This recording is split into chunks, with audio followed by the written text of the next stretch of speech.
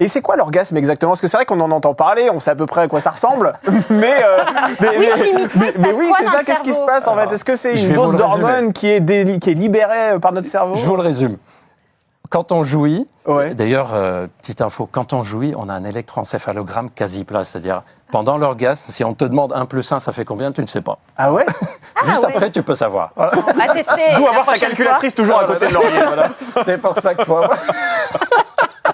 Alors, l'orgasme, je vais vous le résumer, c'est comme si on te faisait une intraveineuse directe, une perfusion de décontracteurs musculaires, antidépresseurs et antidouleurs.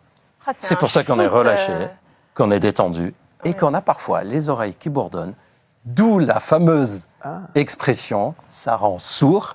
C'était à l'époque où on trouvait que la masturbation, c'était mauvais pour la santé. La médecine était très imprégnée par la religion. On disait que ça rendait sourd. Voilà. Et on disait, il ne faut pas le faire. On appelait ça l'onanisme. Et qui, oh là là, d'ailleurs, à l'époque, les pauvres ados qui dormaient dans des dortoirs en internat, il fallait dormir avec les mains au-dessus des draps, par en dessous des draps, enfin bref. Et pour faire peur, on a dit, vous avez remarqué, des fois, on a les oreilles qui bourdonnent. Une fois que vous êtes masturbé, vous avez joui. En fait, c'est juste lié au fait qu'on est détendu, ça n'a rien à voir avec